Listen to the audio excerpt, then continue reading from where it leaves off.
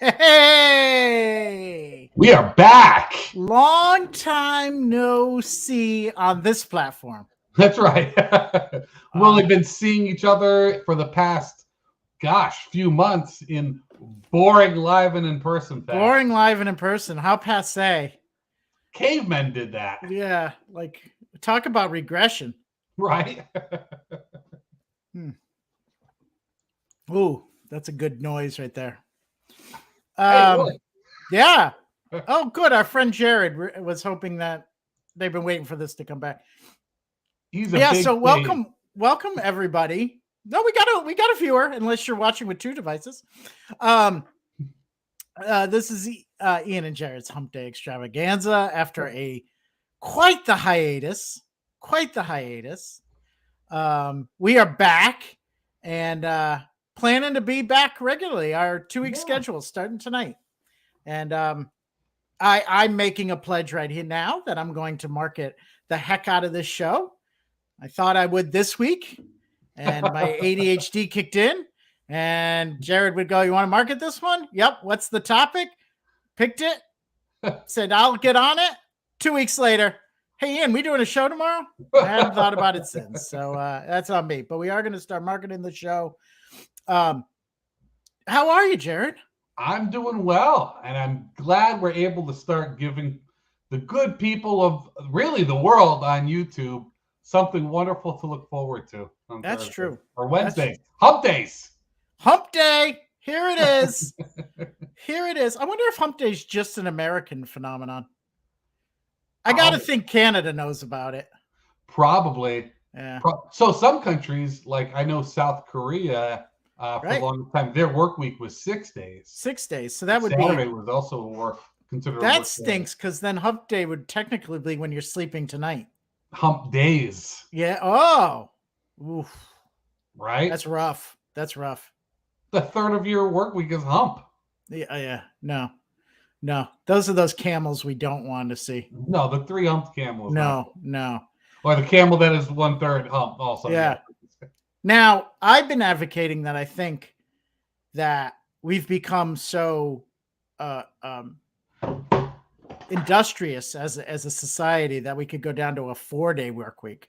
Like we're getting 5 days, we're getting, like 50 years ago, we were not turning out the product, whatever it is you work on, your work product. You can get done in 4 days when it was 5, which I love that idea. Like patent that. Like I'm the first one to think of that. But at that point, if we went down to that, would the hump day be a 2-day hump day? Would it be day 1? And then day 2 would be hump day. Day 3 would be hump day. And then your Thursday would be your Friday. What if the 4-day work week was Monday, Tuesday, Thursday, Friday? Then hump day becomes a good day. Then it comes a real good day. A happy hump day. Either way, we'll be streaming on that day. That's right. Either Whether way. it's a hump day or a happy hump day. Exactly. So we got some viewers. Say hi in the comments, everybody. Let's get you in on this. Let's see who's we're back we're back for 2 reasons. The one reason is Jerrod and I enjoy doing this and we're happy to be back. But we had one request to return, and I feel that's a win. Yes. That's one more than we've gotten in the 4 or 5 months previously. Oh. Wow. Bowler. We are. Oh. Right. We will share that greeting with everyone. There it is, everybody. Bowler knows about us. Wow. So, I don't know if you want to jump right in. Do it. Our theme this week, though, is comebacks. Comebacks because we are coming back. We went away and now we've come back. Yeah. So a lot of thought went into that theme. We went real subtle on that one. That took all of what? 2 seconds? Yes. Nice. See? Even when you don't publicize, you publicize. That's right. Yeah. That's right. I feel like maybe there's some guilt that got involved there too, because I think I mentioned it to Bowler before. Yeah. And I'm okay with that. I'm okay with accepting viewers based upon guilt. Yeah. We also, Jerrod, let's not underestimate. We had that killer improv set a couple weeks ago. That's true. Fans were made. Probably a lot of talent scouts are going to be viewing this. Yeah. They were clamoring for more. They said, we need more, white guys with beards. There's just not enough of them. That's right. Just the fact that we did this instead of a podcast. Yeah, exactly. Yeah, we bring 2 people with the face for podcast decide to do a video. You're welcome.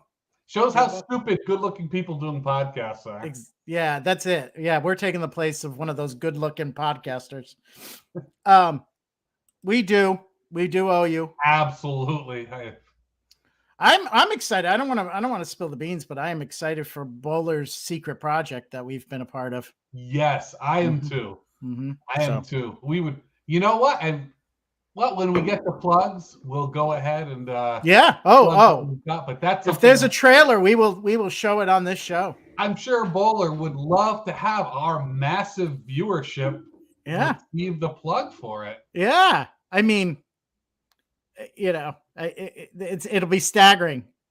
The check is signing itself. It's yes. But we're, Jerrod, we'll do it. Bowler's a friend. We don't mind. We will shill out to our audience for her. Absolutely. I am a whore for all. Mm-hmm. I'd sell out in a second. Yep. It's basically like going on channel 10. Basically, right? Yeah. Anybody pirating this, I just want to let you know you don't have to pirate it. We're giving it away. Free. Yeah. This is public domain in our eyes. Exactly. Come right onto YouTube and get right into download it, superimpose your face over ours. Use a different audio track. Go nuts. Or just watch an entirely different video, I guess. I mean, why not go for broke?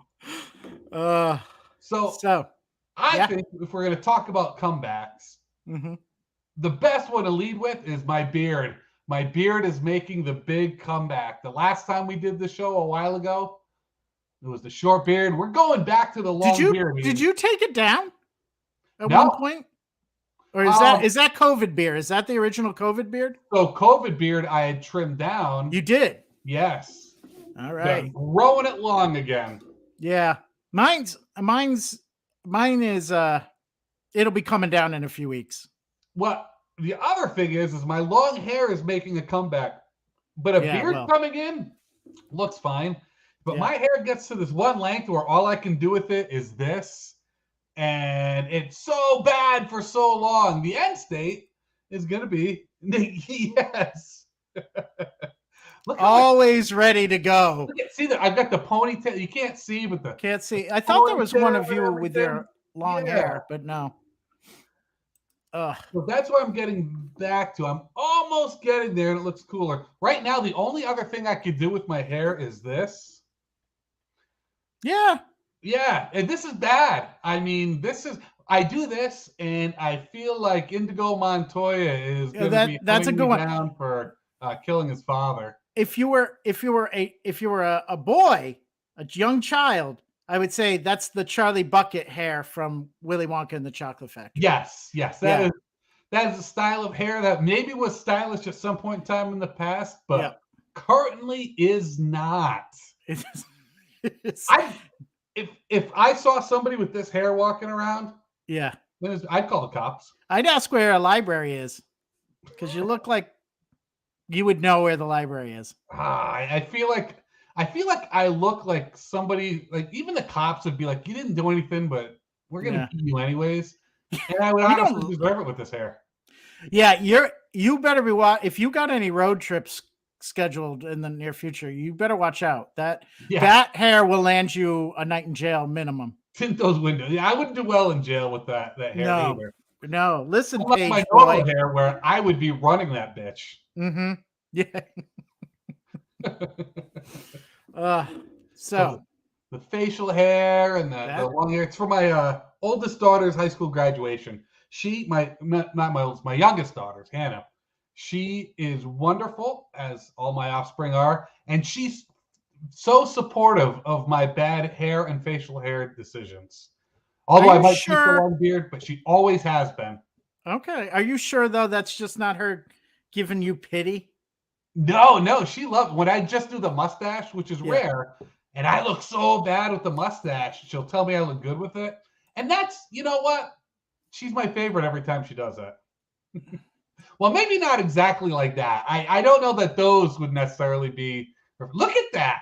Look at that. I look like I'm gonna show you to your table in a French restaurant and be really pissy about it the whole time. Yeah, you do look like or Old West. I can't, like you've really pissed somebody off in the saloon. Oh, that's French waiter right there. That is true because the eyebrow. Also, look at the eyebrow. I had like shaved it down a little, just did the lip beard right there. Oh, I looked terrible in both of those. So, but my dear daughter accepted me, told me I look good in both of those. So she's getting the cool biker looking dad for her high school graduation. She's getting extra on her birthday, huh? Yes. Yeah. A good move. Good move. Oh, I don't know what I did there on my list. Oh yeah, you got it. So you mentioned the list. Should we talk a little bit about it? Well, my beard was the first item on that list, and I realized nice. I wrote my beard twice on it. So that's the kind of comeback my beard is. It's coming back, and I would say even stronger. I think so too. I've been doing it a little bit differently, taking care of it, more beard oil. So beard balm helps. I got the balm. Yeah. Come see us for any beard advice you need. Yeah, because who wouldn't want this on their faces or on any part of their body? It's all moved from the top of my head to my chin. That's where it all went. So I keep thinking, I'm like, it's been years since I've been smooth faced. I'm like, I wonder if I should do it again. And I'm like, nah, I like the beard. So the last time I was fully skin face, which I didn't realize was the way it was referred to, but now I can't think of it any other way. Was when I was applying for the job that I have now for the interview, shaved it all off to look good for the interview. It was like a week's worth of interviews, fresh shave every day. And after I got the job, that stopped being a thing for me. So I basically face lied. Oh, I don't think I've seen Bowler. She said she cut her hair short again. Oh, don't call it a comeback. She's been here for years. Did it again. Yeah. I mean, that's clearly a comeback. That's clear, but don't call it that. I feel so restricted. I mean, you got to follow the hashtag. Can't go against the hashtag. I feel like that hashtag is just a lot of LL Cool J references. Well, ladies love Cool James. I tell people it's ladies love Cool Jerrod and that he was shilling for me when he did that, but everybody who meets me knows that's a lie. I'm difficult to love. So what else you got? What other comebacks? So another big comeback. I'm just going to do a quick one. The Patriots versus the Falcons, 2016 Super Bowl. I know we don't have many sports fans who follow here, but I would be remiss not to mention that. I will move on from it now just to keep, Yeah, because you lost your co-host. Right. Yeah. And every single viewer. Yeah. Oh, Bowler with a good little beard point right there. Yeah, so it's actually not as hot as you think it would be. So you know what I will say to that one is you don't think it's hot until you don't have it. Shave it in the summer, and then it's like, oh, I didn't realize how hot my face was until I shaved it. It definitely helps in the winter. That wind on your face, like your cheeks get really, but it does a good job. I'd say, and for me, it's the same thing in the winter. I don't think of the beard keeping my face warm at all in any way until I shave it, and then it's like, and then you're whoa, that beard was doing some work. It's got to earn its keep. Yes. Yes. So also making a big comeback right now, COVID. We've got a new variant out there. Yeah. I'm eligible. Fun. I'm eligible for yet another booster as of like this week, and I don't know if I should take it or not. Oh, because I'm playing the game. Like if they have a bad one in the fall, like we did this year, will I be eligible to get yet another booster? Because I'll take all the boosters. You tell me, but I'm kind of like, am I playing the odds a little bit, saying, wait a bit, so that it goes longer into the fall, which is, I don't know. It's a real. So I will take booster. I would go every once a month for a booster shot. I love getting shots. Mm-hmm. What I don't know is wow, my mind just totally blanked right there. Yeah, edibles before you go and do this shit. No, that's the boosters. I don't know how long we can continue to get the boosters for free. Yeah. So I don't know if it's something where if I go and I say, you know what, it's only been 4 months since I got mine, but I'd like to get another booster. If they would, if I could just set an appointment, walk in, and get needle armed. Yeah. I will. I am. I pay for it at this point. If we have any health insurance agents watching this, go ahead and leave in the comments the answer to that question. So basically, I'm looking at our viewer count, knowing you're one of them. So Bowler, do you have any connections to insurance agencies? I think maybe the viewer. We're assuming Bowler's the viewer. She could have just watched. Felt probably nauseous, Pepper at this point. We're great babysitters. She's like, I've done my part for these two guys more than anybody else has. Yeah. I am done and getting out of here. I'm getting out of them. They're using my name too much. They're ruining my brand at this point. Right? We are sponsored, but one of our sponsors is Blue Cross Blue Shield, so maybe they'll be able to give us some info on that. Yeah. I mean, we're not afraid to show for healthcare. Horse. Mm-hmm. Mm-hmm. My dream. I think my life would be so different if we had standardized healthcare. I mean, I wouldn't have to worry. You wouldn't have to do jobs you didn't like. You could get something you really like, and Yeah, there's really zero redeeming qualities for the way we do healthcare in America right now. There's just none, and you'll see people up there just coming up with these really stupid reasons why we can't change it at all, or the changes are just really ridiculously bad ideas, like make it so the crossing state lines can use the same insurance standard. That'll fix it. That'll do it. Freaking clouds. Jerrod, we could fix healthcare in America today, but we just don't have the time, so we'll have to table that. Yeah. Maybe that'll be one of our episodes. We will dedicate an hour to just fixing healthcare. See if people's payments drop a little bit right there. Yeah, we'll get some big thinkers on here, some policy makers. Get them all together. We're not stopping this stream until you iron it all out. I just realized. Yes. I don't know how this happened. The comeback that I forgot because I wrote my beard on it twice. And this comeback is one that came back and then went away again. Really? Yeah. So it's a callback comeback? I don't know if that's a thing. Hey, can we make it a thing? Is it a thing? Come back and then went back away. And that is Mr. John Travolta. Oh. So people think John Travolta's big comeback was Pulp Fiction, but they're wrong. They are wrong. Big comeback was Look Who's Talking. Absolutely. And I growing up I was aware of John Travolta, but he wasn't coming out in any movies. People were making jokes about him. I didn't get it. And then he was Look Who's Talking. I don't know how well that movie holds up, but I will say when I saw it in the 7th or 8th grade, hilarious. Couldn't get enough of it. It does not hold up at all.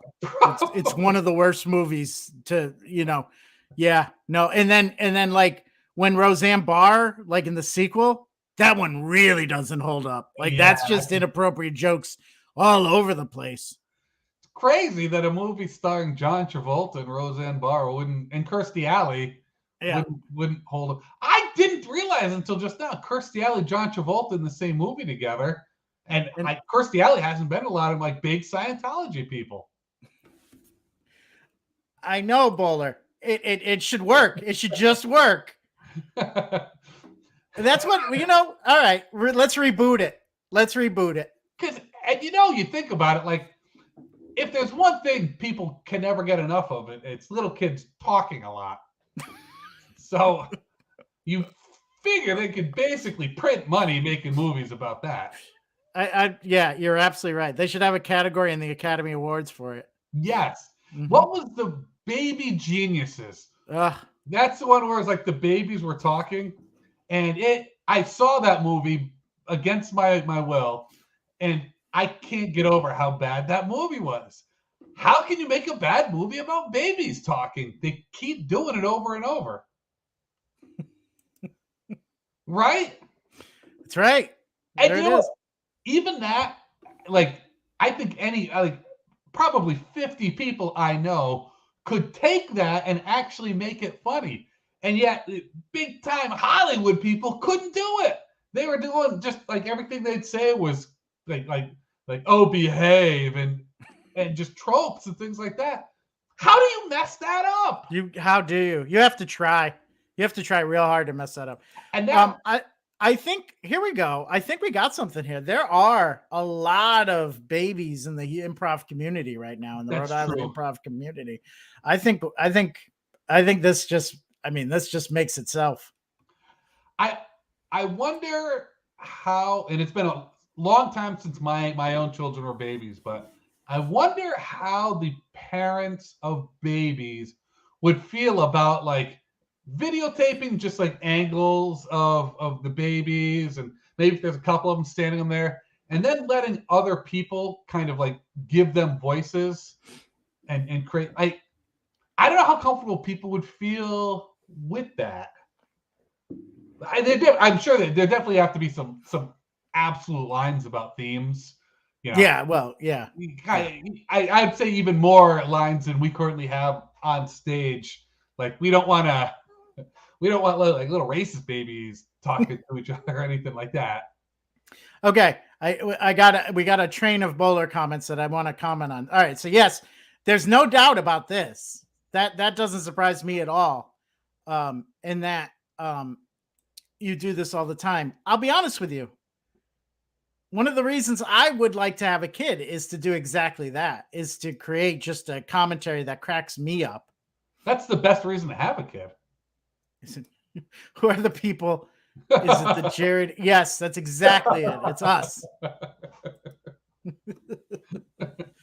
Yeah, no, I think we're onto something. I'm telling you that more people should watch this show just to steal our ideas, because we have no follow through. So all of these ideas will never come to fruition. Yeah, we put the link out for this on Facebook yesterday. I mean, we are not. Yeah, I mean, it's. Yeah, I agree. Yeah, we do. Yes, you're right, Bowler. We will perform on any hump day. True. Even if they move hump day, we're moving our show. We're contractually obligated, so. Yeah, that's been established. Money talks. Yeah. So, John Travolta. Yeah, let's get back to Comeback King. Comeback. Look Who's Talking, which did not hold up well. Pulp Fiction, which holds up great. You can still. That's one of those movies that I think you can just kind of turn on and watch at any time. It's by not having crazy special effects and it's bizarre. I mean, it's a good movie, but like you got the suitcase with the gold light coming from it. You got the gimp. You got like there's just a lot of there's dancing. It's almost like it's a series of sketches. That's exactly. And I don't want to make this some like big Quentin Tarantino fan club thing, or even. And Pulp Fiction, I enjoy. It's watchable. For me, I will say this about Tarantino, just because I'm a white dude, so I'm obligated to tell my opinion on Tarantino. Let's know what you think about Elon Musk next. Oh God, yeah, that's he needs to go away so he can have a comeback. Tarantino movies, I think, get worse each one. He peaked with Reservoir Dogs, and it's just gotten worse and worse. I didn't really like Kill Bill. Everybody says that's maybe his best ones, but I love Reservoir Dogs. I really, really liked Pulp Fiction, but not love. And then it just got worse and worse. But that's it. That's my obligatory comment. I feel I kind of enjoyed Once Upon a Time in Hollywood, or whatever the name of that one was. Django Unchained. I have a friend who was in that movie. It was ambitious. Just for me, yeah,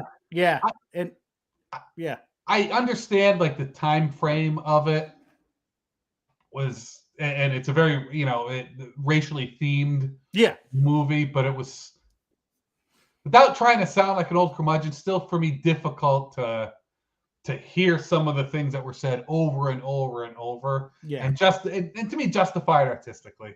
Right. I would have, like, if I don't know how who was it? Leonardo DiCaprio was off scene, but if that had been me, like every cut would have just been then me apologizing to everybody there. But and he's also done some movies where it's just like he wants to hit a very specific type of theme, like the drive-in movie type of theme, the spaghetti western thing. And I've never been one that really liked the 70s movies. Like those, I don't gravitate. Those aren't my classes. I love 40s, 50s, 60s movies, and then I jump over, for the most part, 70s movies. Like that's where Tarantino just takes all his inspiration, it seems. So I tried, because when I was a kid, just my age, early 80s is when I would start getting kind of action movies. So there's a part of me that kind of reaches back to that time in my life. So movies like A Death Race, 3000, I'll think, I can get into this. As I'm getting older, I'm having a harder and harder time getting into those movies. Bad special effects stand out more to me, things like that. But John Travolta. So people were calling his Pulp Fiction his big comeback. Then he was in a bunch of movies, Phenomenon. I mean, he was in a lot of movies, and he was doing well, and it was like this big comeback. And then he did Battlefield Earth. Erase the comeback. Right? Screeching halt right there. The brick wall of Battlefield Earth. And I've never watched it. I've heard it's terrible. I guess I should have watched it for research purposes. No.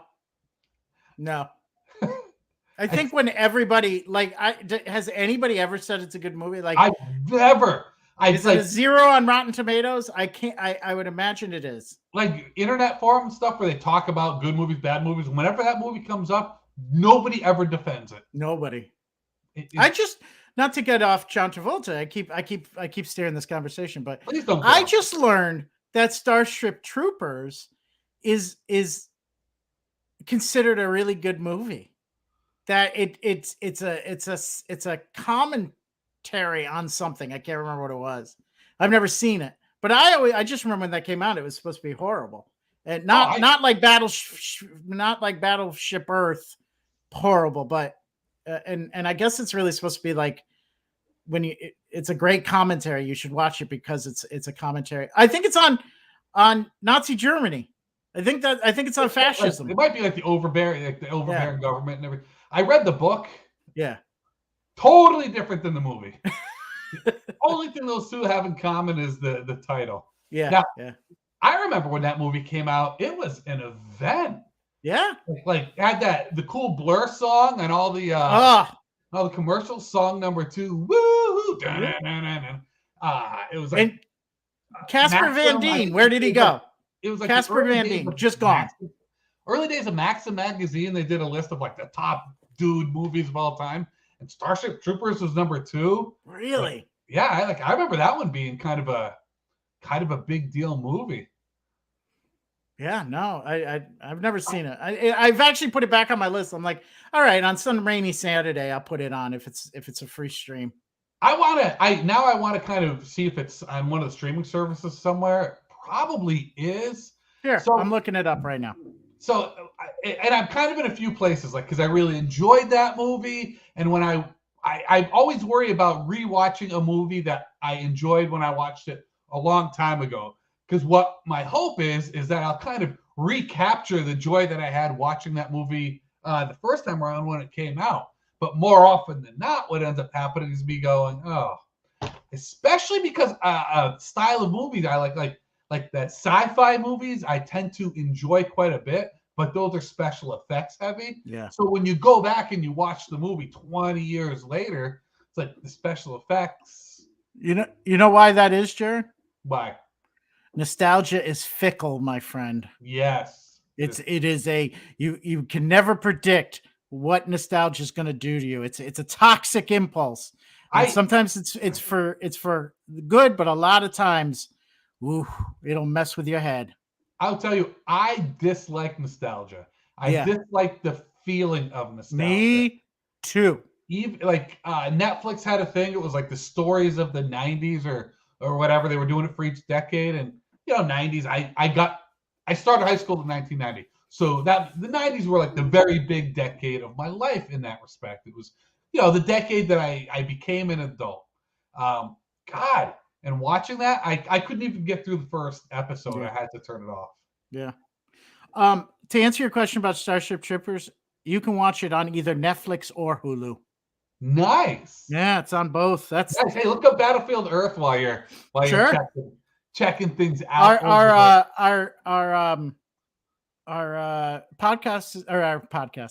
show today is sponsored by the Just Watch app. If you ever want to know if it's streaming somewhere, Just Watch. That's the name of it. So while you're doing that, I'm going to quickly talk about a movie that I loved when I was a really little kid. The name of the movie is Megaforce. I think this movie came out in like 1980 or 1981. I could not find it for years. When I say it's my favorite movie, I'm talking like 6-7-year-old Jerrod's favorite movie.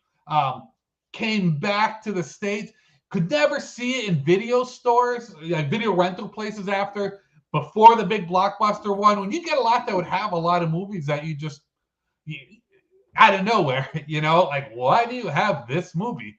And the whole blockbuster time frame came through where they were better stocked. There was never any of those. The advent of the internet, when you could first start looking for these, could never find it on like torrent sites or anything like that. It took Amazon Prime for me to be able to see the movie again, because their library, it's got almost every movie out there. Like local indie people in Rhode Island make movies. They go on Amazon Prime and you can rent or buy it there. I bought it on Amazon Prime and I rewatched it, and some parts of it are like, oh yeah, this is so good and so enjoyable. But some parts of it are so impossibly bad that I just want to tell 7-year-old Jerrod, stop watching that. Go outside and do something. Do something else. Don't fall in love with this one. Yeah, I think as kids, I think that's the hardest to recapture when there's something. Yeah. There's been times where, and it could be adult thing. You just have a different relationship with the medium as a child. Your unmatured brain perceives it different, and then now you go back and I don't know, you're probably more critical, more cynical. I don't know. I think even the movies that you enjoyed, you're almost ashamed of. So when you're a kid and you enjoy a movie, you just enjoy the movie because you're not subject to like the social media, the internet's. You don't know who the actors are. They're not actors. They're the characters. Right. I remember Kangaroo Jack when that came out. Online. People made fun of it all the time. Made fun of it like crazy. And then I remember hanging out with my daughters and I made fun of it. And I was, no, that's a good movie, Dad. That's a funny movie. Yep. And you know what? I think she was probably more right than all the people who were talking shit about it online, because it was a movie made for kids. Really. Yeah. Hey, you like what you like. Yeah. And I think we get too wrapped up in, should I like this? Should I not like that? Yeah. I tried to stop using the word guilty pleasure, because it's a pleasure. Yeah. If it's a pleasure, all right, that we all have them. Yeah. We all watch the things that, maybe people look down on, or, that sort of thing. But we all have our thing. And if you don't, you're not having enough fun in life. That's my opinion. So I can go back and comment on like older anything, movies, TV shows, even songs, plays, whatever. And I can, mention that the special effects weren't as good. So, they don't look as realistic and more likely to have problematic themes at the time. were like not a big deal, but looking back, it's like, oh, I cringe thinking about that. And I think that part is okay. But I am very I have a hard time criticizing art these days. I may have mentioned it on this show. I think we talked about it once. Yeah, no, I think that I find that intriguing. Yeah. And why do you attribute that to? A lot of it came down to one tweet I saw on Twitter where a guy was made fun of the Emoji Movie as it was coming out, and then somebody who was like very involved in the Emoji Movie like replied to him and was like, "Hey, a lot of us, we really put a lot of hard work into this movie. I hope you'll at least watch it and form an opinion then, and hopefully you enjoy it."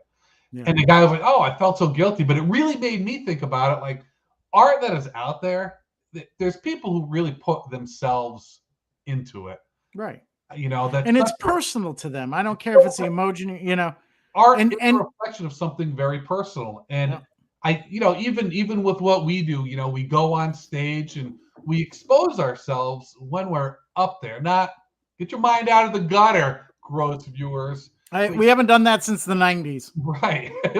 Now it's problematic. Yeah. We learned. It's such an intimate thing that you're an intimate part of yourself that you're giving complete strangers. Yeah. And, like you said, it's a very personal thing. So I have a hard time going up there and going out there and criticizing something that I know people put a lot of themselves into like that. Yeah, there's the big commercial ones that people are just going out cash grabs. I get that, and I think I'm probably a minority on feeling this way. It's just an awful guilt complex. But I don't know though, Jerrod, because I feel I think I feel like we're all a little bit more forgiving and a little bit softer after the heart of the few years. Even although I find myself, I can be harsh with art, but I also have started using the term "that's not for me," exactly, which is a way of saying I didn't like it, but I'm not going to tear it down because it's just not for me. Exactly. Yep. I'm not going to yuck someone else's yum. I love that term.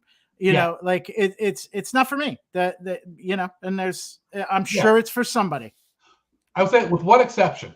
Mm-hmm. If you've ever seen Legends of Tomorrow, it streams on Netflix. It's the DC. It is so bad. I agree with you. I agree with you. Oh, but criticize that one, guilt. No, it's not for me, and I judge anybody who it's for.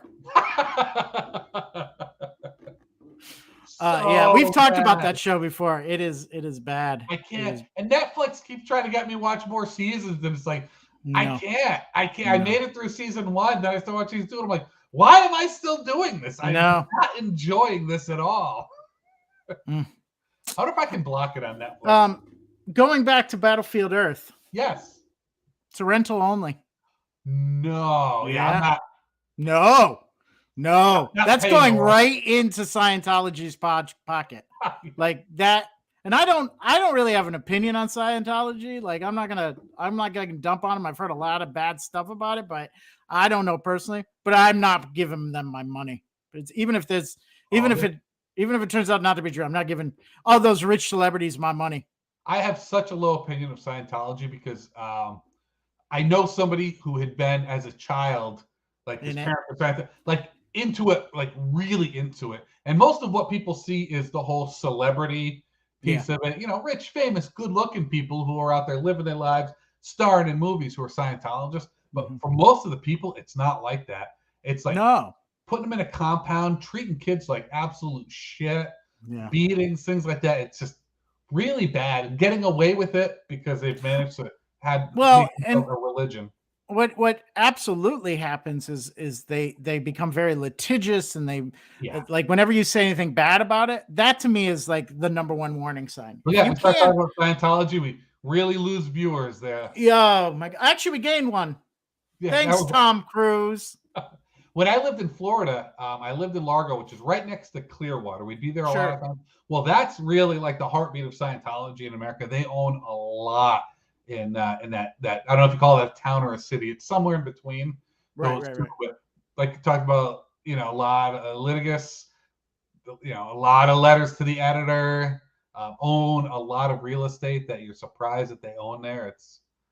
Yeah. It's insidious. It is. You know, that's what I've heard. So Yeah. maybe I'll be a little less. Maybe I'm on board now. I'm bored with the hate. the John Travolta arc. Well, he's just and sorry. Let's bring John Travolta full circle, because he had yet another comeback that we never really talked about. That would be the Pulp Fiction one. Well, I kind of put the comeback at Look Who's Talking. Yeah, but I'm saying he went away. He's had 2 comebacks. Let's see. Well, that's true. Look Who's Talking was like 89, wasn't it? That's Something. right. And Pulp Fiction was 94. Yeah, it was 94, 90. Yeah. Was he in anything in between those two? Nothing. A long time ago, so I don't remember. Yeah, nothing of. I mean, not at that level, right? You had he had like the perfect comedy of the late 80s with Talking Babies, and then if he did have a few things, certainly nothing to write home about. Right. And then Pulp Fiction, that's when everybody remembers because he was cool again, you know, like he was. Yeah. He's and that's the other thing. Grease, and you know, Welcome Back, Kotter. That's where he got his start. Then he did Grease, which was a natural progression from that TV show. Yeah. Then he Staying Alive and all Urban Cowboy and all those, and then he's in with Olivia Newton-John and you know all that stuff. And then bye-bye. And then like 4 years later, Look Who's Talking. Then bye-bye. More than 4 years. Yeah. Almost. And then Pulp Fiction. Yeah. And then, like you said, he had stuff, but then he really, I don't know. And now he's just, I find him very peculiar. The whole mispronouncing Idina Menzel's name at the Oscars, that didn't make any sense to me. And lots of claims of behavior and that sort of thing. So I don't know. I think there's a thing too, when people are famous and wealthy enough for long enough period of time, the bubble forms around them. Yeah. And what they think is just normal or the way they're entitled to act because people around them will let them act that way. They don't realize just how awful or oddball they're really being. And because they're wealthy, we call them eccentric. You know, but eccentric is when you can afford to be weird. Yeah, that's a great way of putting it. What else comeback wise? So one that you and I talked about a little bit. Mm-hmm. When we were walking from the show last week. I got to talk about chicken thighs, Ian. Oh, chicken thighs. America, all right, I can get on board with this. You know. You know, for a while, chicken thighs were, in a lot of the world, chicken thighs are considered the best cut of the chicken. It's what people want. In America, for the longest time, it went back to chicken legs for a while became the big thing. You know, KFC back with the Kentucky Fried Chicken, chicken breasts, chicken wings, and everything. And the best cut of chicken was being ignored. But it's making a comeback, Ian. It is making a comeback. Yes, I get advertisements for wing. Like Florida has a lot of like chicken wing chains. That's where Hooters started. They've got many that are much better than that Wing House. There's so many good ones. And they had chicken thighs were coming. I think it was Rick Ross was the celebrity involved with the chicken thighs. And I become a big chicken thigh guy.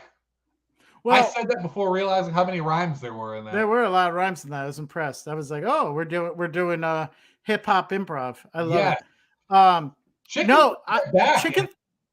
Chicken thighs for me. I became in the last 4 years, I got my first Instapot, and now I pressure cook a lot.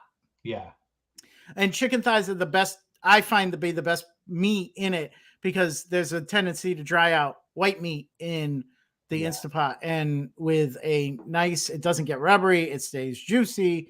I use chicken thighs all the time, and it's cheaper, and it's a cheaper cut of meat. The cheapest cut that you get there, and it's so good, so good. And probably almost every Sunday, I am baking chicken thighs, and there's all these other ways I'd like to do it because I've got my Ninja, so I like to kind of instant pot it.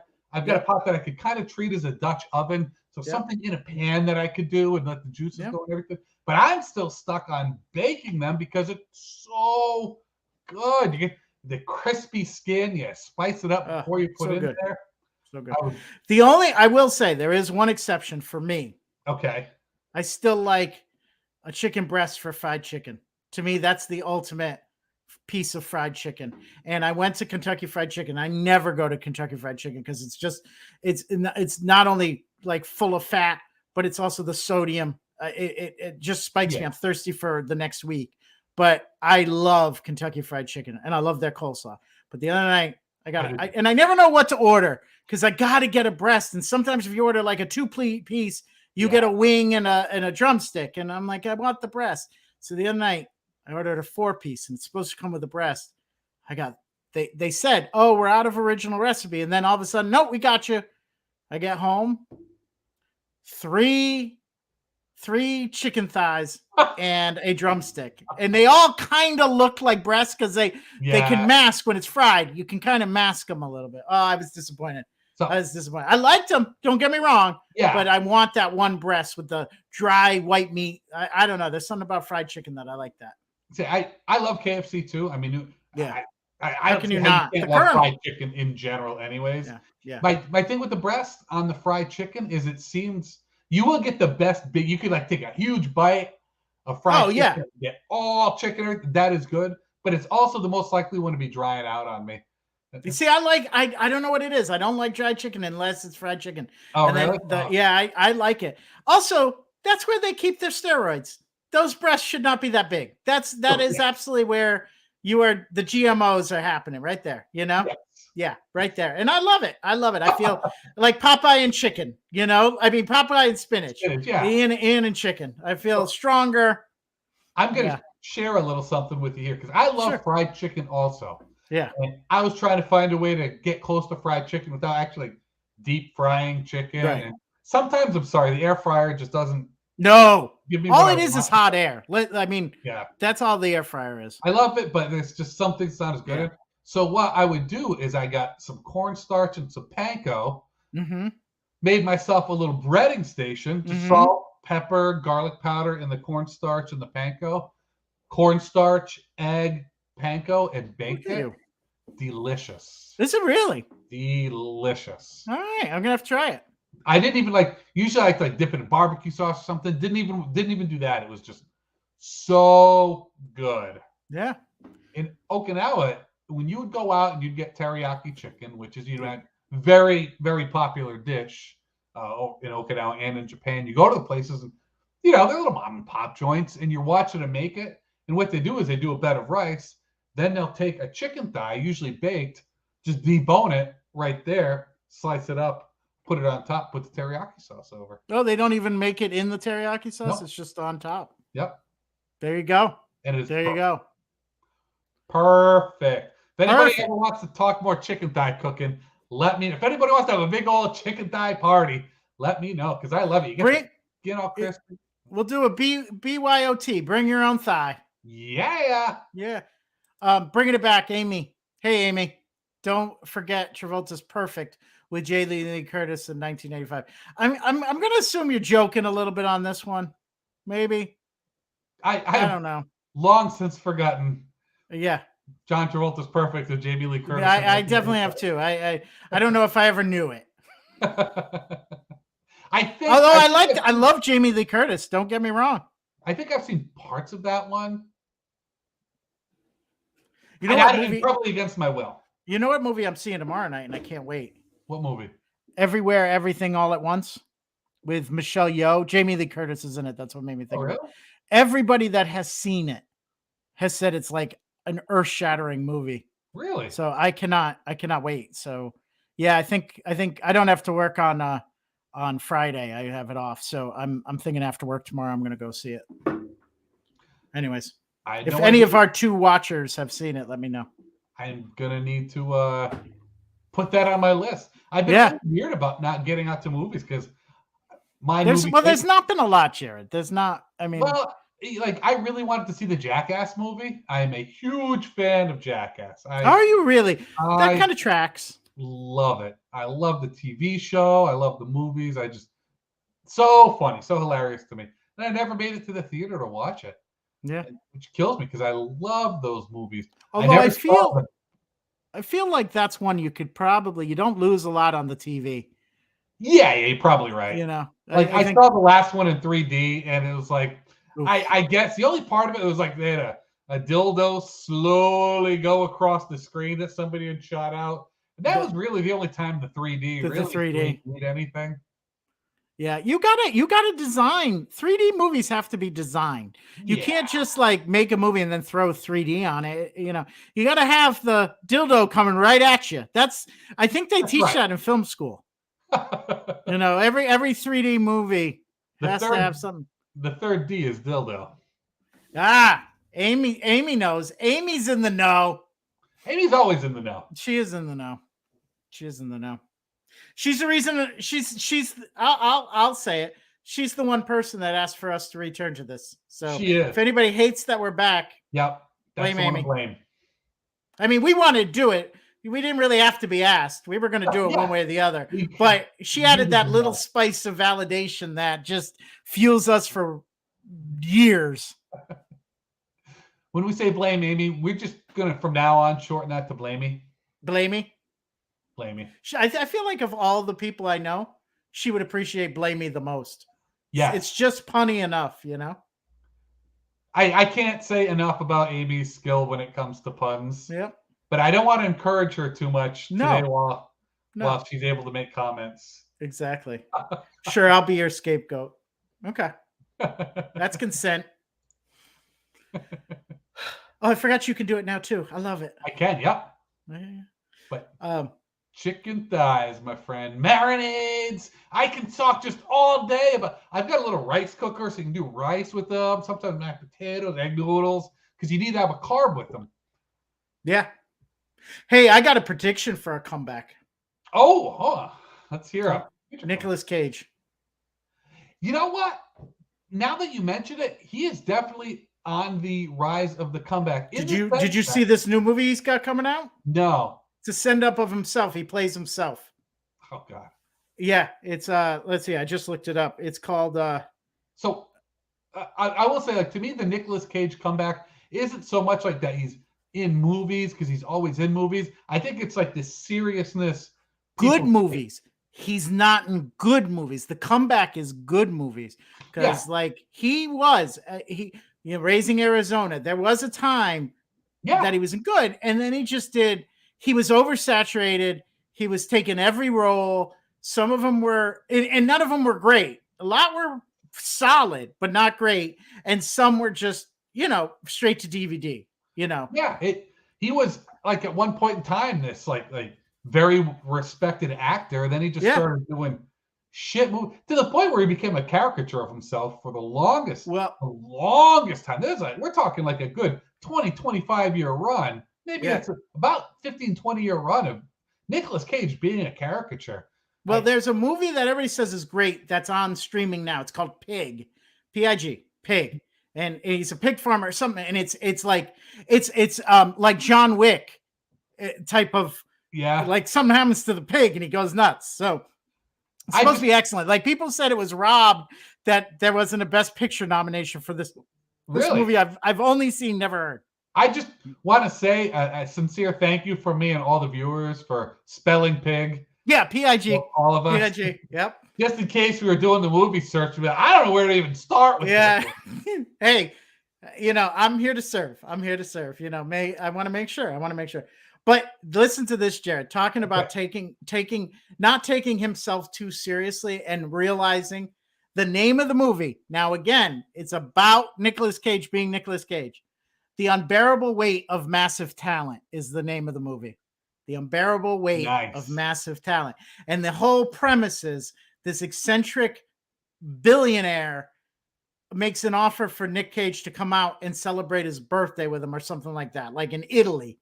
And it turns out it's a caper farce, and it's very tongue-in-cheek comedy. And the preview looks fantastic. I feel like that would be his best niche. Would be tongue-in-cheek comedy because when he tries to be serious in bad movies, like two of the worst movies for that reason that I have enjoyed with members of the pig community are Declaration of Independence, which is so bad. I watched that one with Bull Bag, and it's so incredibly terrible. And I don't know this movie. What is this? Huh? What movie is this? Declaration of Independence. I've never heard of it. You're kidding me. It's a movie by him? You've never heard of Declaration of Independence? I don't think so. I'm looking it up now. Am I saying it wrong here? So this movie is about Nicolas Cage, who's a big Declaration of Independence fan, and there's some copy of it somewhere. There's a map. Oh, you're talking about National Treasure? Oh, so that's it. How could you not realize that's what I was talking about?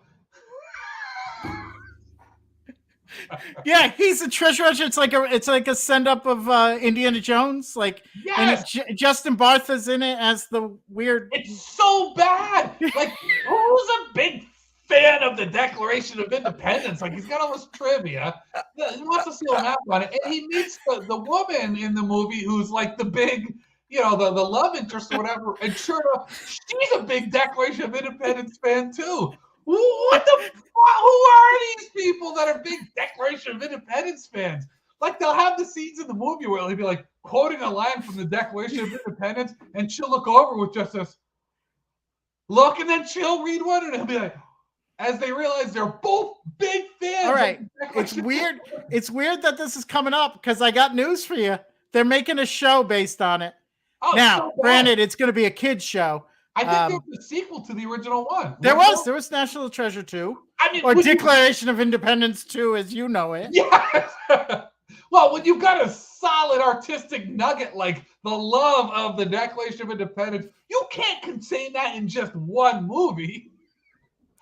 And you're watching the movie, and it's like, there's a soundtrack and the music in the background for everything, and then like special Declaration of Independence music whenever you're around it. I'm watching this movie. I'm watching this movie this weekend. I am going to watch this movie this weekend.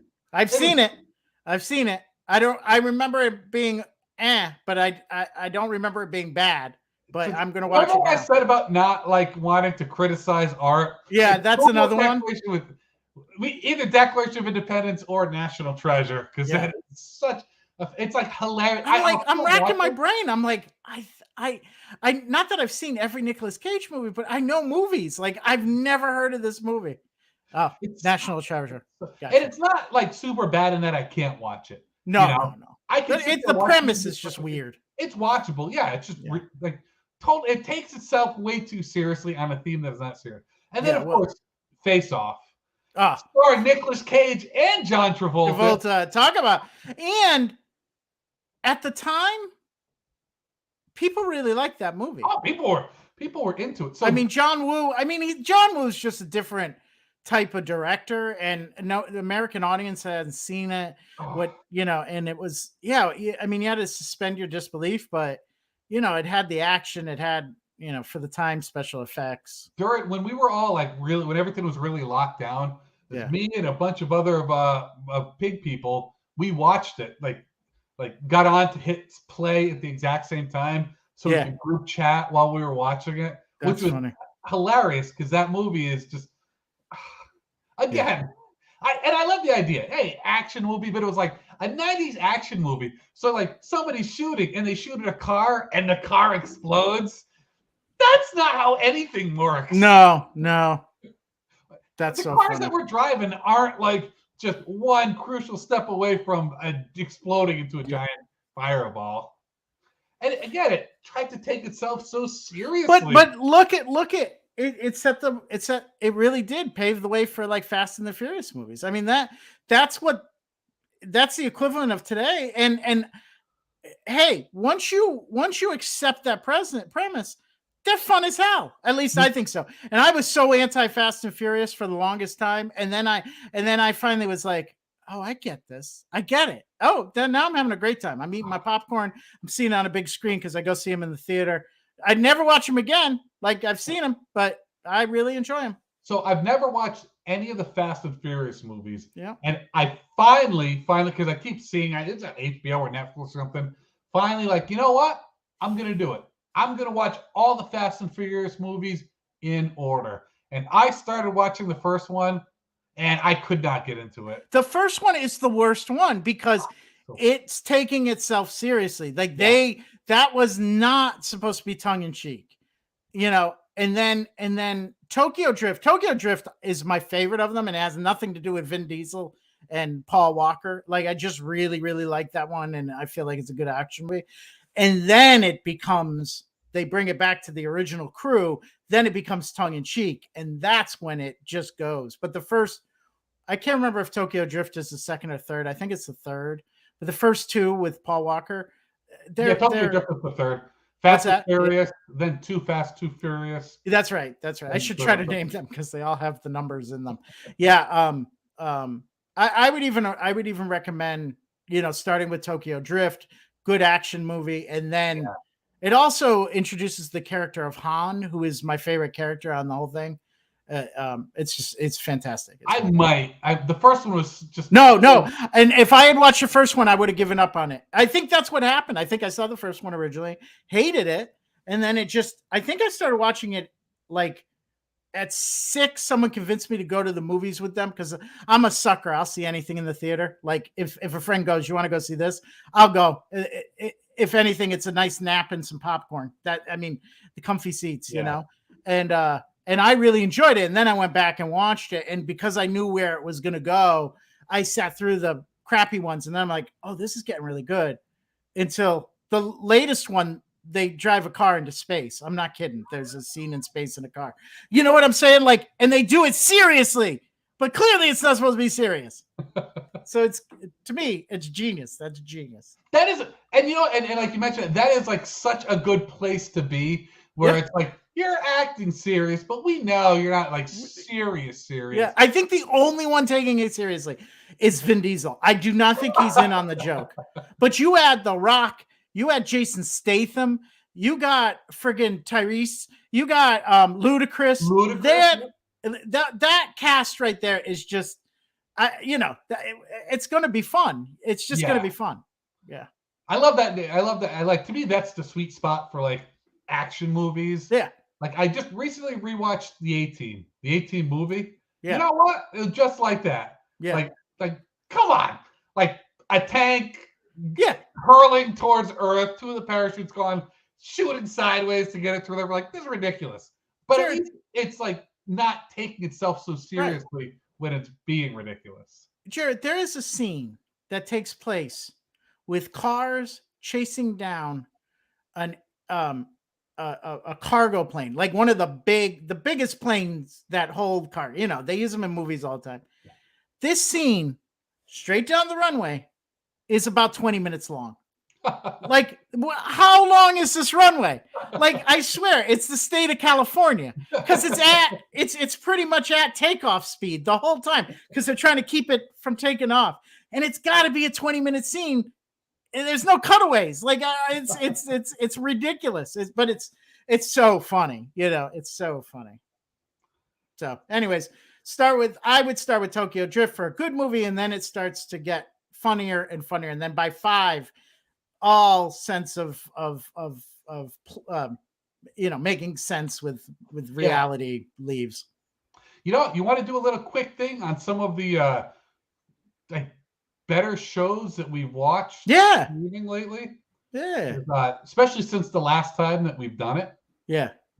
What do you got? You got any off the top of your head? One of them, I want to make sure I'm doing the right name. Oh. Okay, Declaration of Independence. Here, I'll say one. I'll say one that I really liked, and I didn't think. And I don't do guilty pleasures. I hate pleasure. One of my favorite shows out there that I came to late is Downton Abbey. I love Downton Abbey. Right. So loved it. I'm excited that there's a new film coming out. I will be there. To me, it's like a Marvel movie coming out. I'm that excited about it. Nice. So HBO, Julian Fellows just did a new show on HBO called The Gilded Age. Ate it up with a spoon. It just completed its 8-episode arc and loved it. So that's my first contribution to this conversation. So I will say, as you well know, I'm a big fan of the superhero genre. Yes. Movies and streaming TV shows and everything. And one thing, outside of a few rare exceptions, overall, the Marvel stuff has just blown away the DC stuff that's come out. For me, Doom Patrol is my favorite. That's DC. Then it's everything Marvel has done. But HBO did Peacemaker with John Cena, and that was so good. I couldn't get over how good that was. It was the perfect part of like not taking itself too seriously, but still not being so utterly ridiculous as a superhero movie that you can't watch it. Just I love and it used that humor. And let's just admit it, the best CGI ever seen in animating that eagle. Yeah, I was like, I could not. I kept like, that has to be a real bald eagle, and then it would hug him, and I'm like, that's not a real bald eagle. There's no way they got a bird to do that. And I've become such a big fan of James Gunn's work. Me too. Like, I love Guardians of the Galaxy.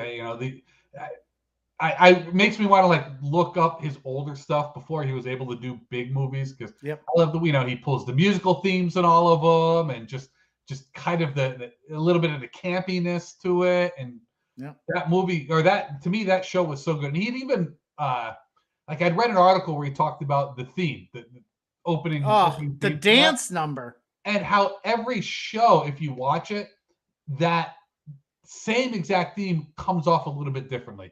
Yeah. I thought it absolutely did that.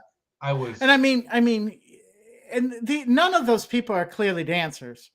Yeah. And it's so fun to see people out of his element. Like, what's his dad's name? I forget the actor's name. Yeah, I know what you're talking about. But he was in Terminator 2. He was the yes.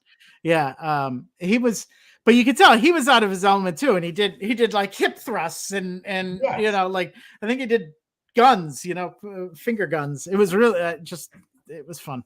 I was very impressed by that. I thought that was really enjoyable. And then another one that I just heard about a couple weeks ago on HBO Minx.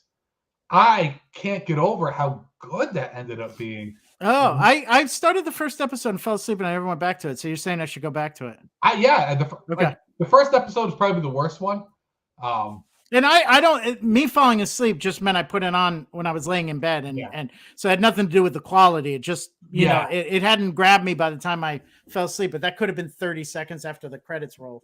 Yeah, I think, and the first episode was really there to set up the rest of the series. I'll go back and watch it. I was surprised at how much I enjoyed. Like, it ended up being very well written, very smart.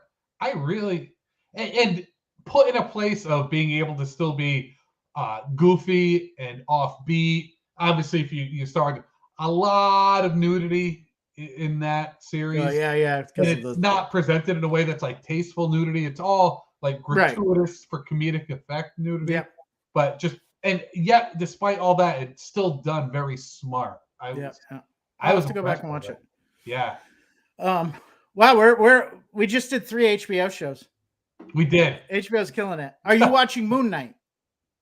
Yes. Okay. We won't talk much about it because it's still halfway through. I haven't watched today's episode yet. Yeah, because my daughter let me know, because she likes the superhero movies too. Yeah. My wonderful, beautiful older daughter, and so I watched the first episode on the Wednesday that came out, but I like to save those for the weekend. Yeah. I'll probably end up. I'm making dinner. You know what I'm making, Jerrod? I'm making nachos. Nice. Yeah. I had a couple friends over for the Academy Awards a few weeks ago. We never made the nachos. So I have all the ingredients, and I was like, you know what? Late night dinner, throw it in my little, I got a convection toaster oven. That's going to crisp it up real nice. Nice. Yeah. Anyways, so I'll probably watch that while I'm eating nachos. Yeah. Disney Plus has been killing it with their shows. Both, did you watch Boba Fett? I did not. Okay. I did not hear good things about it. The Star Wars thing, You're not a Star Wars. That's not. I used to be. Yeah. I used to be, and then it just kind of been fiddling. And I'm not one to, like, I think the last 3 movies were perfectly good. Yeah. I'm not one of those people. Did you watch The Mandalorian? Mandalorian. I watched the first season of it. I never watched the second season of it. I thought the first season, it was okay. Oh, I loved it. To me, it was, but yeah. I think, like, spoiler alert, but come on, I think they finished season 2, but the way they ended season 1, just the horribly CGI'd Luke Skywalker, just like, oh, you got anything good. See, I ate it up. All of my disbelief was suspended, and I was like, this is exactly what I wanted. I wanted a Star Wars show that brings back any of the original cast, and yeah, you can do it in creepy hit. What do they call that? The Valley, Uncanny Valley shit, and I don't care. I loved it. I Yeah. was not. Then don't watch Boba Fett. You won't like Boba Fett. Nope, don't do it. Don't do it. I was all in with Baby Yoda. I was all in. Yeah. Yeah. Yeah, and even that, it got too. I hate to say I didn't like something because it got too big. Yeah. Because I'm not a supporter of that.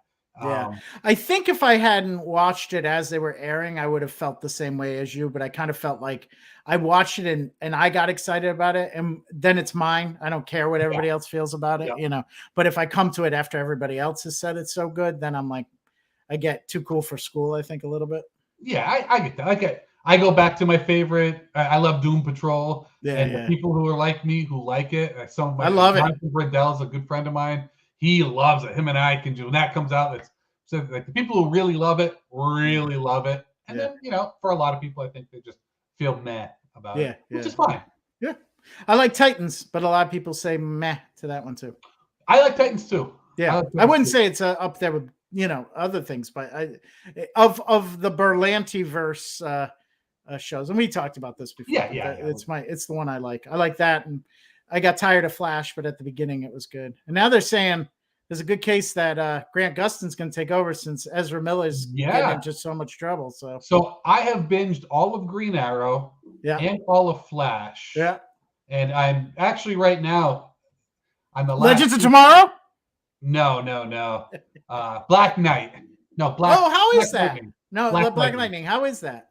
The first season was very good. Oh. I like the fact that it's not as many seasons as the other ones.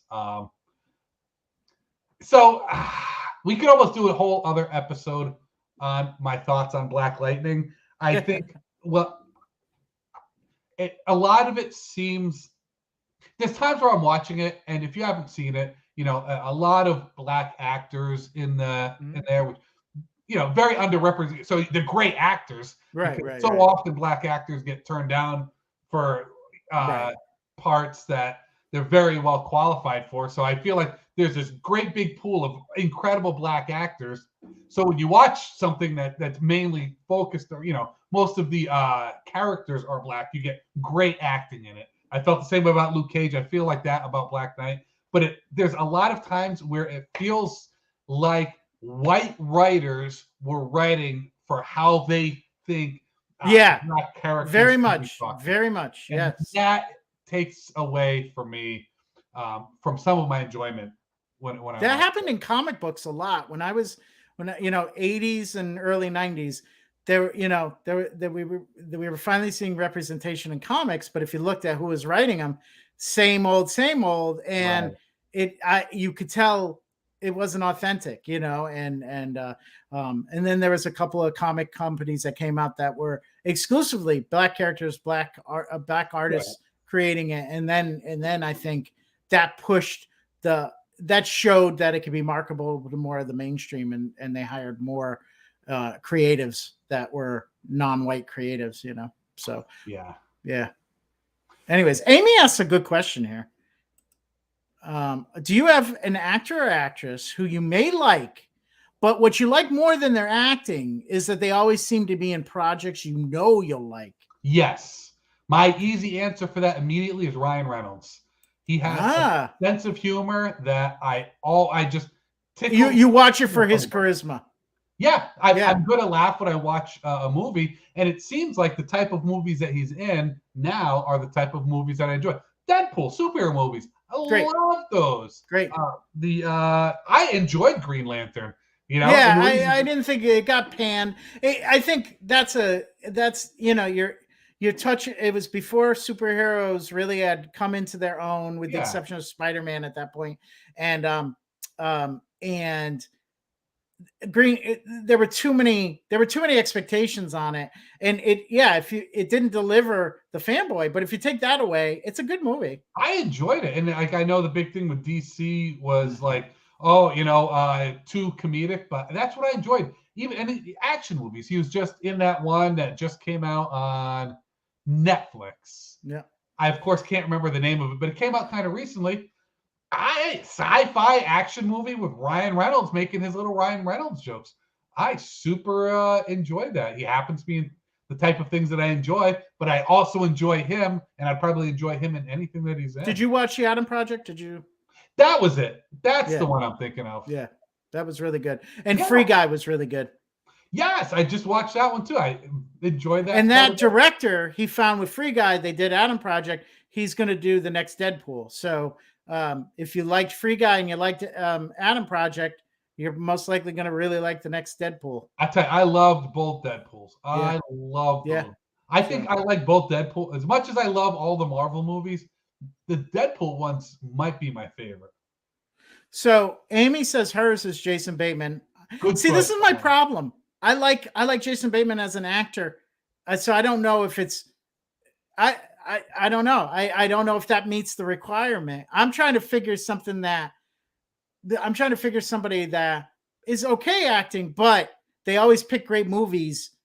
So if they're in it, you know it's going to be a good movie, regardless how they are in the movie. One thing I want to say about Jason Bateman is, I tried watching Ozark. Yeah, I did not enjoy it, but it wasn't because of him that I didn't enjoy it. I liked his stretch in that. I mean, he is definitely pegged as a comedic. He plays the straight guy so well. Yeah. You know, he always has some, you know, he's always great when he's paired up against some madcap partner, you know. But in this, it's just so dark and there is no humor at all. I mean, there's some humor in the show, but not it's incidental, you know, like it's not I do enjoy it, but I don't know if I would have enjoyed it if it were any other actor. I think it's the fact that he's playing so against type that has kept me in. Also, Laura Linney. I think they are a great, again, you know, she's probably a little bit more in her wheelhouse in this, but yeah, I think she does a great job. Well, I have one that's kind of like flips Amy's question over. Yeah. An actor who I enjoy them. I might not always enjoy everything that they're in, but their acting in what I'm watching, I will always enjoy. Mm-hmm. That's for me. That's Kristen Bell. Oh, co-sign that. Co-sign that.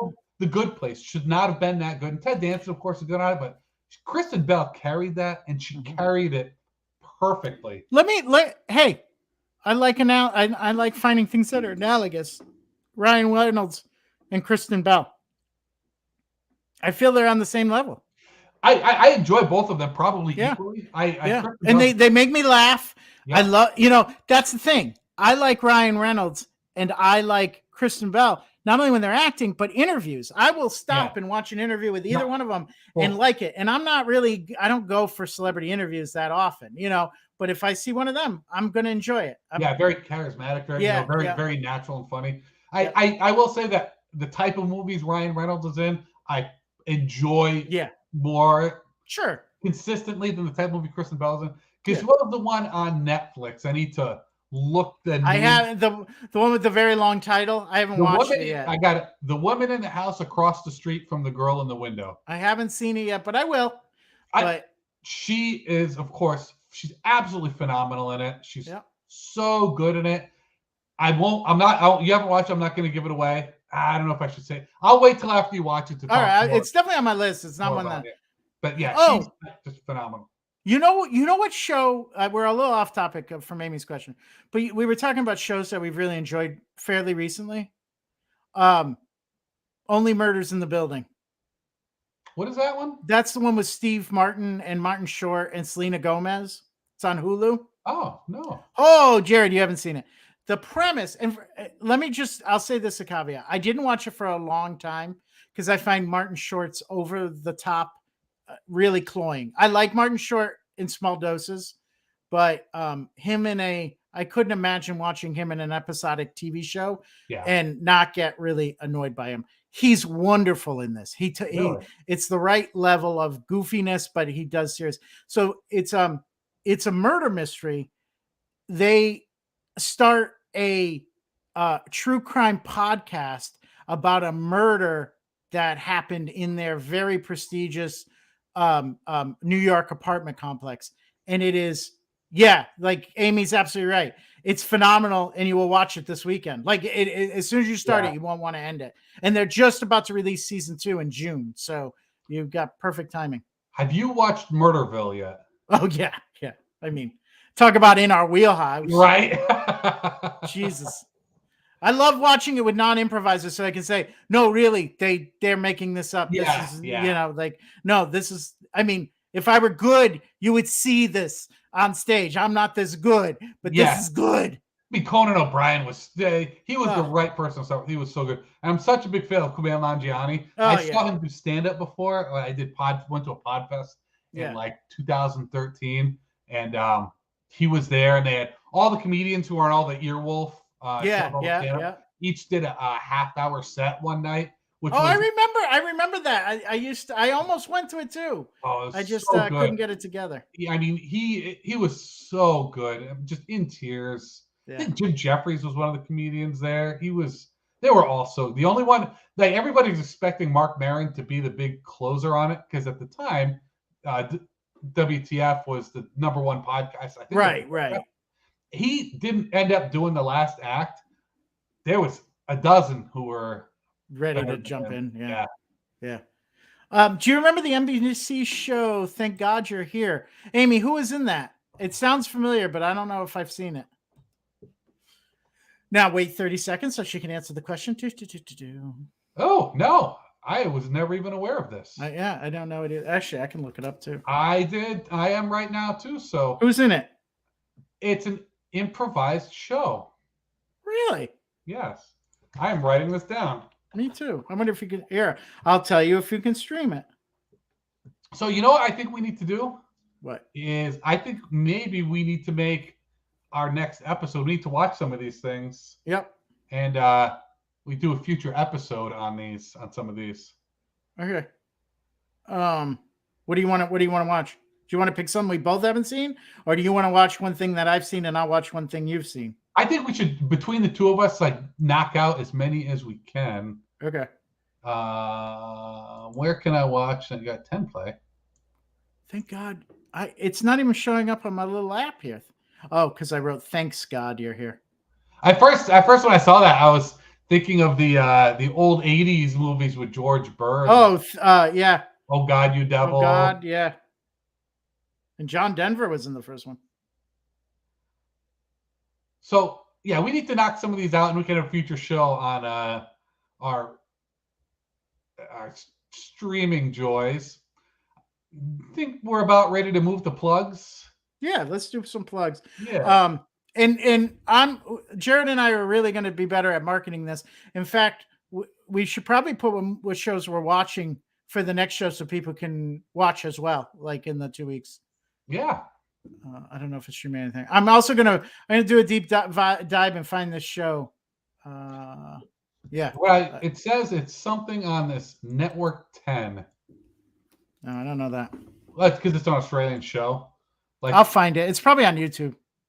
Probably, yeah, that's true. It's probably some of I love 8 out of 10 Cats, and 8 out of 10 Cats does Countdown. Did you see Would I Lie to You is now a show in America? Yeah. I saw. I usually, for the longest time, I didn't enjoy British comedy. I really thought that it was very obvious comedy. Even the original Whose Line Is It Anyways, I would watch that, and they'd be telling jokes that were like jokes that I already knew. They weren't really coming up with originality all the time on that. So the reason I'm not finding it, Thank God You're Here, is an Australian show. Yep. Yeah, gotcha. But now there's like Jimmy Carr. Sean Locke, before he passed away, was my favorite comedian for a long time. Yeah. Jimmy Carr cracks me up, so he definitely had a big resurgence. Yeah. All right, so plugs. What do you got coming up?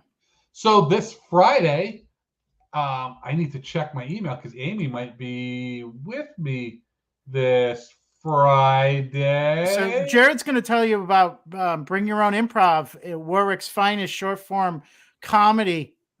He's seeing if he's on this weekend with our friend in the audience, Amy Kahn.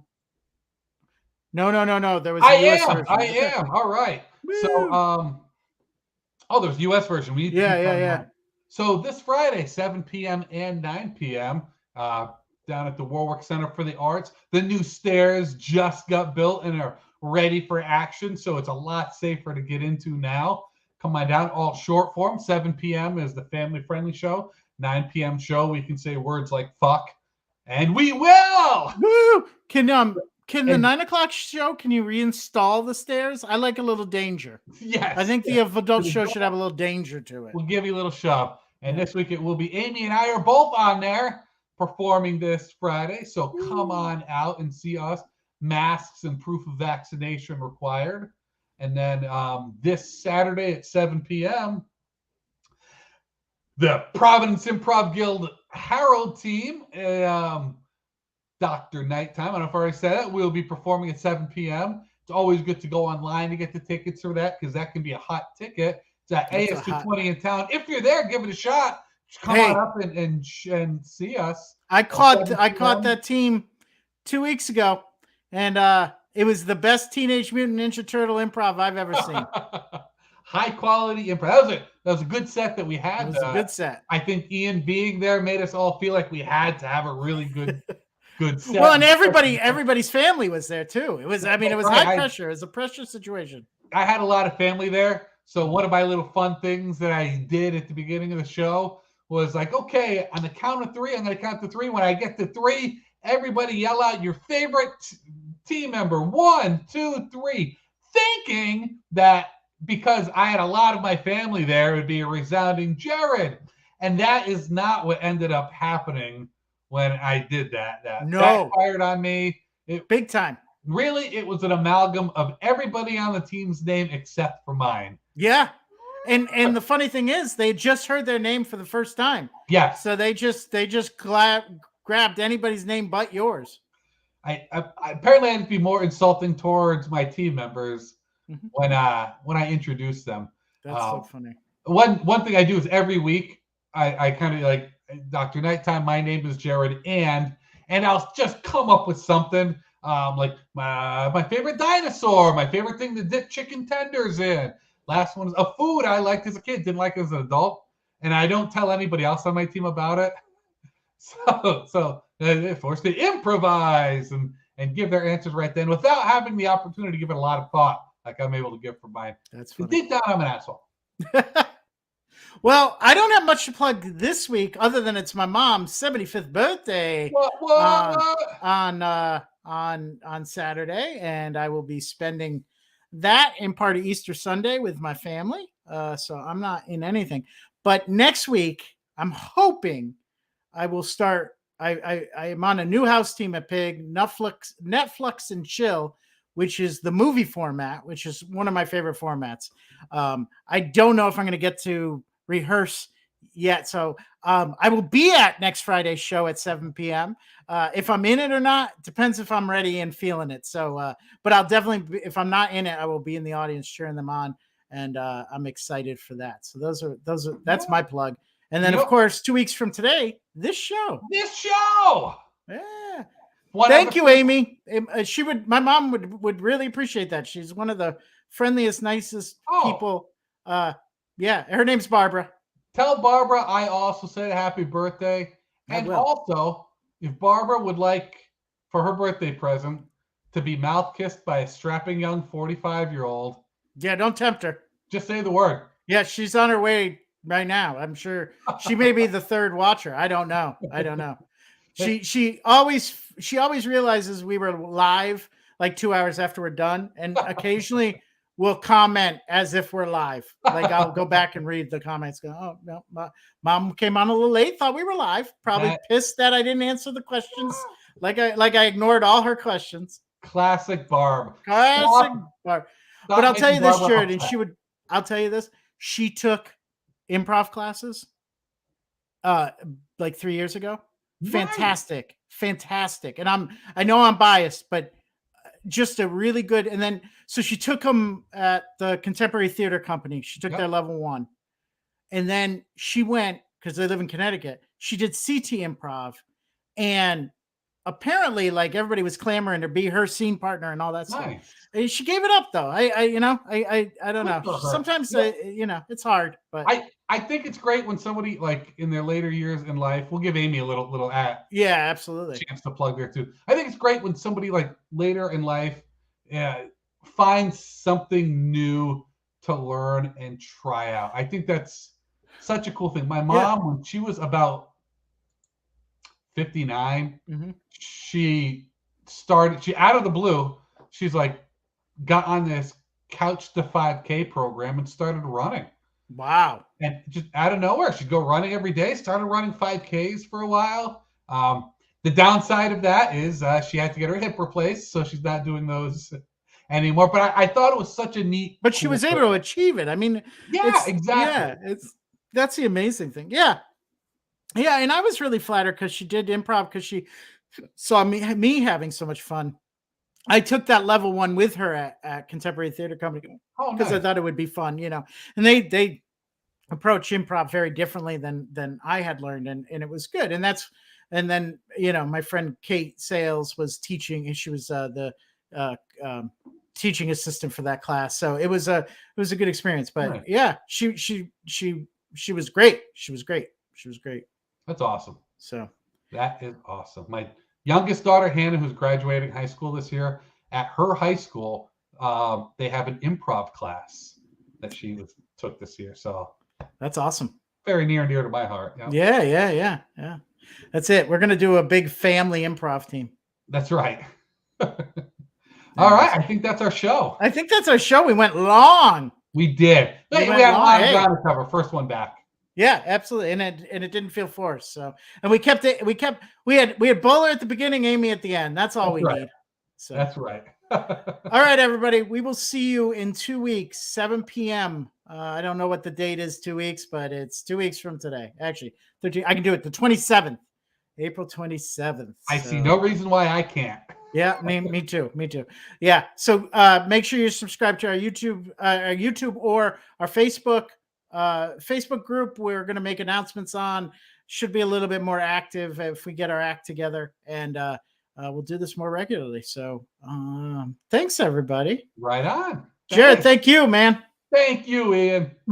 Bye. Bye.